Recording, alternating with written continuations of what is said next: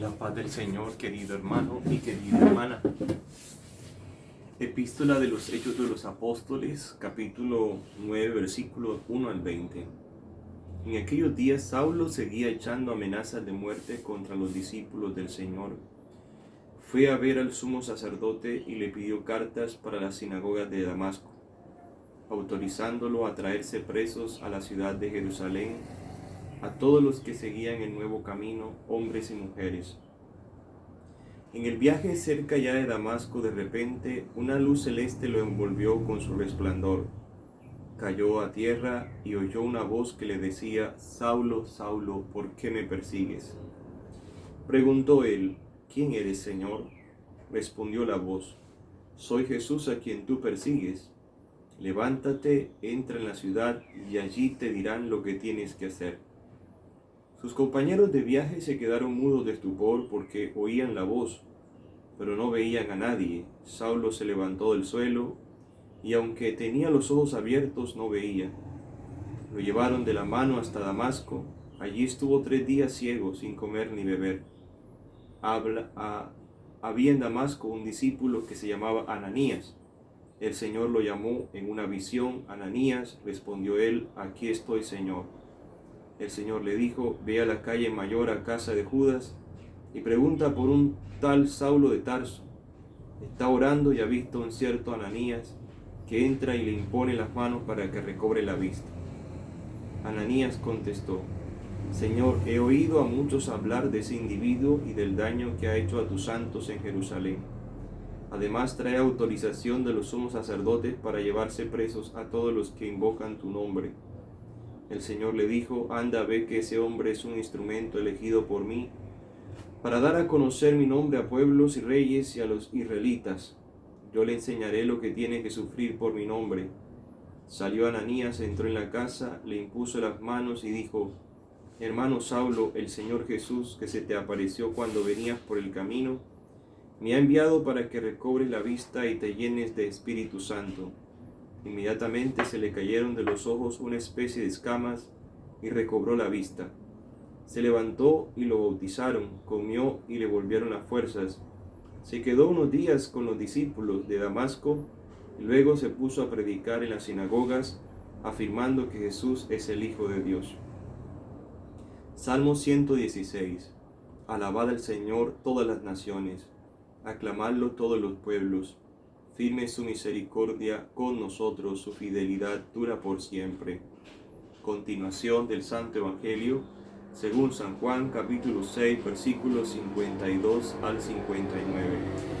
En aquel tiempo disputaban los judíos entre sí: ¿cómo puede éste darnos a comer su carne? Entonces Jesús les dijo: Os aseguro que si no coméis la carne del Hijo del Hombre y no bebéis su sangre, no tenéis vida en vosotros. El que come mi carne y bebe mi sangre tiene vida eterna, y yo lo resucitaré en el último día. Mi carne es verdadera comida y mi sangre es verdadera bebida. El que come mi carne y bebe mi sangre habita en mí y yo en él. El Padre que vive me ha enviado y yo vivo por el Padre. Del mismo modo el que me come vivirá por mí. Este es el pan que ha bajado del cielo, no como el de vuestros padres que lo comieron y murieron. El que come este pan vivirá para siempre. Esto lo dijo Jesús en la sinagoga cuando enseñaba en Cafarnaúm. Sigue el discurso del pan de vida. Jesús cada vez profundiza y nos catequiza en lo que implica comer su cuerpo y tomar su sangre, la necesidad de la Santa Misa. La gente, los judíos, disputaban entre sí, es decir, estaban inquietos, estaban discutiendo: ¿cómo puede éste darnos a comer su carne? San Beda dice que lo que ellos discutían era que cómo él puede descuartizarse y darse a comer en pedacitos, y cómo se va a descuartizar el Señor y cómo nos va a dar de comer pedacito por pedacito y cómo va a alcanzar para todo el mundo. Y ese va a ser el milagro, ¿no? Que Dios es Dios y Él puede multiplicarse así como multiplicó los panes, porque el inicio de este capítulo es la multiplicación de los panes. Entonces, a lo mejor muchos bueno, si nos comemos su cuerpo, pero no va a alcanzar para el resto de la humanidad. Entonces sí, el Señor está diciendo con la multiplicación de los panes que ese va a ser el milagro eucarístico, en que cada vez que un ministro lo consagre el pan y el vino, lo convierte en cuerpo y sangre, pues nuevamente sucederá el mismo milagro. No es que vaya a ser un calvario diferente. Por eso la carta de los Hebreos insiste mucho en eso, que el santo sacrificio es uno solo, definitivo, porque no es que cada sacerdote consagre un calvario diferente, un sacrificio diferente, no es el mismo santo calvario de Jesucristo que se repite y se repite para la vida del mundo, para la salvación del mundo, y otra vez vuelve a ocurrir el milagro de la multiplicación, ya no de los panes y de los peces, sino del propio cuerpo de Cristo que se entrega para la vida del mundo entero. Eso, el sacerdote dice, antes de dar la comunión, este es mi cuerpo, en la consagración que se entrega para la vida del mundo. Y lo vuelvo a recalcar, este es el Cordero de Dios, se quita el pecado del mundo. Y al darte la comunión, Corpus Domini Nostri, Jesucristi, custodia tu invitan eterna. ¿Sí? Este es el cuerpo para la vida del mundo. Y no es un cuerpo cualquiera, porque de nada sirve comernos el cuerpo de un hombre cualquiera. Es el cuerpo de Dios. Cristo que se hizo carne para eso, para darnos comida, vida eterna, una carne viva, no muerta, que te da la vida. Por eso recalca Jesús, si no coméis la carne del Hijo del Hombre y no bebéis su sangre, no tenéis vida en vosotros. Eso lo está machacando para cuando venga la institución de la Santa Misa, y luego que pase la crucifixión y ven y se selle con la resurrección, luego con la ascensión, luego con la predicación apostólica, eso quede remarcado. No podemos tener vida eterna si no comemos el cuerpo y la sangre de nuestro Señor en el Santo Calvario celebrado por un ministro consagrado por la Iglesia Católica. Eso es, punto.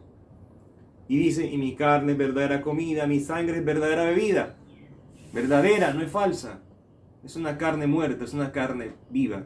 Esa carne murió, pero resucitó, está viva, porque es una carne que nunca cometió pecado, fue preservada del pecado, y la que le dio la carne también estaba preservada del pecado, es decir, como para asegurar bien la cosa, para que quede bien en el engrama neuronal de que no hay ninguna duda de que hay que comer con toda seguridad el cuerpo y la sangre de Cristo. Este es el pan que ha bajado del cielo, no como el de vuestros padres que lo comieron y murieron. El que come este pan vivirá para siempre. ¿Tú quieres tener vida eterna? Ve a la misa, comulga el cuerpo de Cristo y comúlgalo frecuentemente si puedes hacerlo, si tienes el don de hacerlo, porque eso es un don del cielo, comulgarlo todos los días. Y cada vez que lo comulgas, el Señor te irá transformando. Esto lo dijo Jesús en la sinagoga cuando enseñaba en Cafarnaún. Cafarnaún significa Villa Hermosa. Entonces, la sinagoga representa a los judíos y Cafarnaún representa al mundo entero, las naciones. Entonces, estando en la sinagoga, desde los judíos, estando en la cátedra de Moisés, anunció y enseñó en Cafarnaún a todos. O sea que esto apenas no es para los judíos, sino para todas las naciones. Como los judíos tampoco quisieron, entonces con más razón las naciones tendrán que comulgar el cuerpo de Cristo para tener vida eterna. Ahora, la experiencia de San Pablo es una experiencia bella, hermosa, porque mira que el texto todos estos días nos ha recalcado: Saulo aprobaba las ejecuciones, Saulo se ensañaba contra los cristianos, Saulo presenciaba la muerte de San Esteban protomártir, y ahora vemos un San Pablo ¿qué? Un San Pablo que ha sido noqueado por nuestro Señor. O sea, toda esa acumulación de persecuciones que hizo de San Pablo que sobreabundara la gracia. Por eso más adelante el apóstol Pablo va a decir, donde abundó el pecado, sobreabundó la gracia. Porque él era un perseguidor de los cristianos y pasó de ser un perseguidor de los cristianos a ser un promotor de la Iglesia Católica por el mundo entero. Entonces, ahí se cumple esa teología de Pablo, donde abundó el pecado, sobreabundó la gracia. Entonces mira, la sangre de San Esteban protomártir y todas estas persecuciones y sangre que pudo haber derramado conscientemente o inconscientemente sirvieron para su conversión. Entonces mira que por eso es que el Señor dice, no nos quiere ni tibios, nos quiere o calor o con calor o con frío, nos quiere o sí, sí o no, no. Que vuestro sí sea sí o vuestro no sea santos, santos o pecadores. ¿Por qué? Porque eso nos sirve, o sea, todo nos sirve para bien de los que aman a Dios. Date cuenta la vida de San Agustín. Probó mucho el pecado y tocó a fondo, él lo confiesa, que ya le asqueaba, porque encontró que en el pecado no había nada y se convirtió al Señor. Ahora no se trata del mensaje de que voy a pecar bastante para ver si así. No se trata de eso, hermano. No, se trata de que Dios es más fuerte, que nos demos cuenta con estos testimonios de que no tenemos más felicidad que Dios.